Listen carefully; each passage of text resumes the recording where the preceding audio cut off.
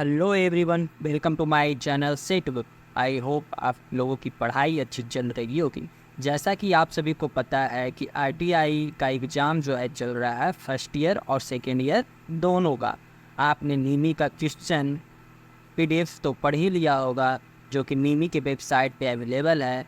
आज जो है मैं नीमी मॉक टेस्ट का सॉल्यूशन करवाने वाला हूँ। वहाँ भी बहुत अच्छे अच्छे चैप्टर का मॉक टेस्ट वहाँ उपलब्ध है। आइए देखते हैं आज का फर्स्ट क्वेश्चन। आज का फर्स्ट क्वेश्चन है कि विच इज फ्रीक्वेंसी कन्वर्टर। ये जो चार ऑप्शन दिया गया है इनमें से बोल रहा है कि कौन सा है जो फ्रीक्वेंसी कन्वर्टर है। तो इसका ऑप्शन हो जाएगा C, cycloconverter is a frequency converter. आइए नेक्स्ट करते हैं। इसमें बोल रहा है कि what is the minimum permissible single phase working voltage if the declared voltage is 240 volt as per ISI। यानी आपके घर में जो 240 वोल्ट का जो आ रहा है सप्लाई, तो 240 वोल्ट के लिए जो न्यूनतम वोल्टेज कितना रखना पड़ेगा, तो यहाँ जो ऑप्शन हो जाएगा 228 वोल्ट। ये ISI ने दिया है। ये जो फिगर आपको दिखाया गया है कि ये जो फिगर है वो AC वोल्टेज स्टेबलाइजर का किस प्रकार का मतलब की फिगर है। तो देखिए इसमें एक स्विच जो लगा हुआ है, इससे हमें पता चल रहा है कि ये मैनुअल स्विच है। तो ये जो इसका जो आंसर हो जाएगा मैनुअल स्टेप वोल्टेज स्टेबलाइजर है ये। नेक्स्ट करते हैं आगे। 4 नंबर जो क्वेश्चन है वो बोल रहा है how the hard sulphation defect in the secondary cell can be prevented. यानी कि आपके सेल में अगर द्वितीयक सल्फेट दोष आ गया है तो उसे किस प्रकार से आप दूर करेंगे। तो क्रिटिकल चार्ज के द्वारा हम लोग क्या करते हैं, इसे दूर करते हैं। नेक्स्ट देखते हैं 5 नंबर क्वेश्चन क्या बोल रहा है। बोल रहा है कि what is the reason for tripping the UPS with full load. अगर आपका UPS जो है फुल लोड पे ट्रिपिंग हो जाता है यानी बंद हो जाता है तो क्या दोष हो सकता है। तो आपने जो OLR का सेटिंग किया है अपने UPS में वो गलत कर रखा है। तो इसका जो आंसर हो जाएगा B हो जाएगा। नेक्स्ट देखते हैं what is the function of an inverter. Inverter का काम क्या होता है, तो आप जानते हैं कि DC को AC वोल्टेज में ये क्या करता है, कन्वर्ट करता है। तो इसका आंसर हो जाएगा B। नेक्स्ट जो क्वेश्चन है 7 नंबर वो बोल रहा है how the backup time of UPS can be increase. आपके UPS का जो है बैकअप टाइम कम है तो आप किस प्रकार से जो है बैकअप टाइम बढ़ा सकते हैं। तो बैटरी की एम्पियर आवर कैपेसिटी को इंक्रीज करके ही आप बैकअप टाइम को क्या कर सकते हैं, इंक्रीज कर सकते हैं। तो 7 का आंसर हो जाएगा B। 8 नंबर क्वेश्चन बोल रहा है कि which electronic circuit is used in automatic voltage stabilizer to produce constant output voltage। अगर आपको constant output voltage चाहिए तो आप जो है कौन सा सर्किट का उपयोग कीजिएगा। तो इसका आंसर हो जाएगा कोई फीडबैक सर्किट। फीडबैक सर्किट ही constant वोल्टेज उपलब्ध करवा पाता है। नेक्स्ट क्वेश्चन क्या है। नेक्स्ट क्वेश्चन 9 नंबर बोल रहा है कि what is the purpose of output transformer in inverter. यानी इन्वर्टर में जो है आउटपुट ट्रांसफार्मर का काम क्या है। तो ये क्या करता है, ये जो ट्रांसफार्मर लगा रहता है वो एम्पलीफायर के आउटपुट को क्या करता है, स्टेप अप करता है। तो इसका आंसर हो जाएगा C। अभी जो ये फिगर दिया गया है ये किस प्रकार का स्टेबलाइजर है। तो इसमें देख रहे हैं कि सबसे ऊपर वो देखिए कि बक एंड बूस्ट ट्रांसफार्मर जो लगा हुआ है, जिसके कारण हम ये बोल सकते हैं ये एक प्रकार का क्या है, सर्वो स्टेबलाइजर है। ठीक है। नेक्स्ट 11 नंबर क्वेश्चन बोल रहा है कि which instrument is use to check short circuit fault.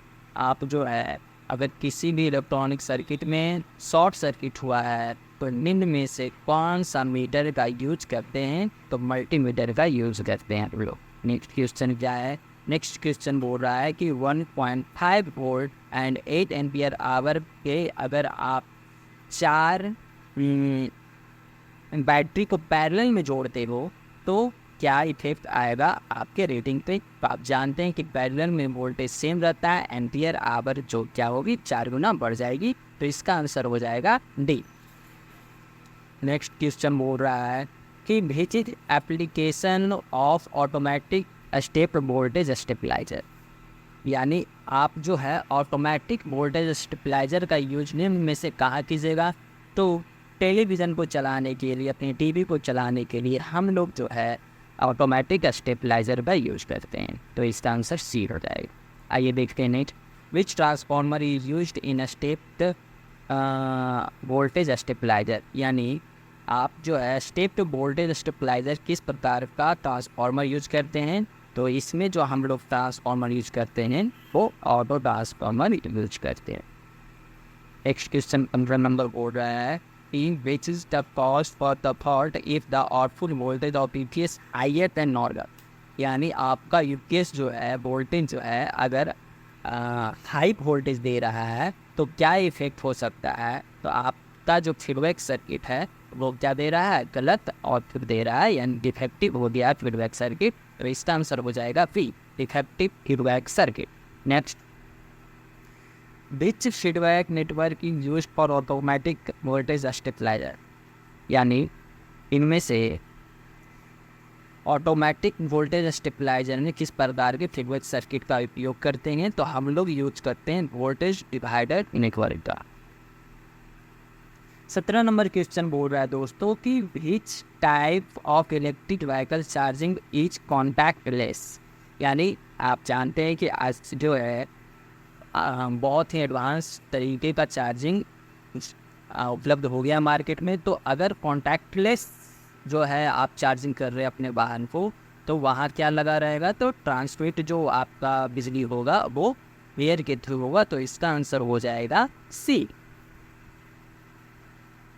आगे क्वेश्चन है 18 नंबर कि which term refer that the mass of substance liberated from the electrolyte by 1 coulomb of electricity. आपने फॉर्मूला पढ़ा हुआ है एन बराबर जेड आई टी, और आप पढ़ते हैं कि क्यू बराबर आई टी होता है। तो एन बाई क्यू अगर करते हैं तो जेड मिलेगा, वही जो जेड होता है वो इलेक्ट्रोकेमिकल इक्विवेलेंट होता है। तो 18 नंबर क्वेश्चन का आंसर क्या हो जाएगा, डी हो जाएगा।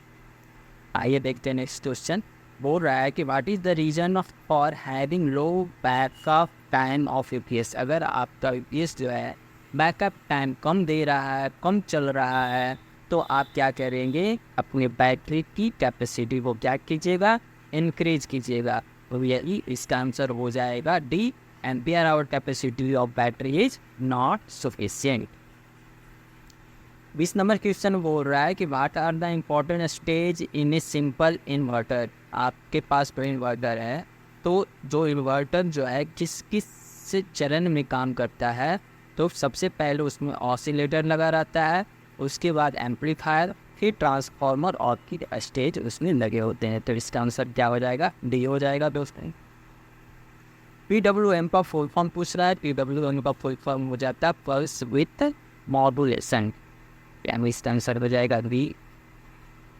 आइए देखते हैं 22 नंबर क्वेश्चन क्या बोल रहा है, what is the function of emergency lamp in industry.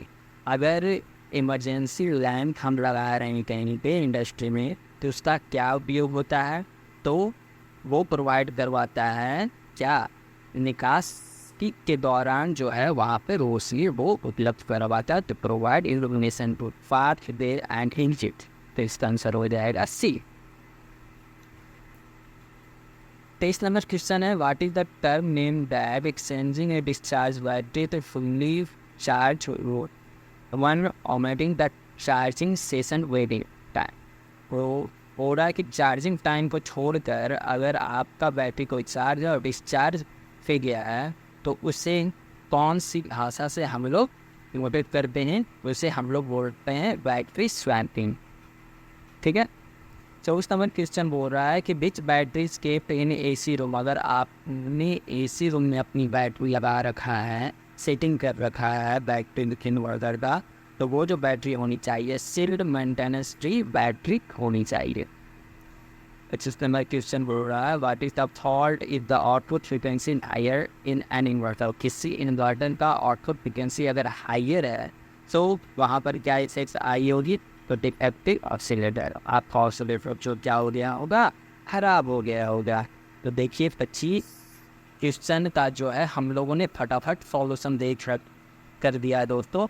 आप इसे एक बार ज़रूर देखें, या फिर नीचे जो ये वेबसाइट दिया गया है www.ncvtonline.com पे जाकर आप मॉक टेस्ट दे सकते हैं दोस्तों।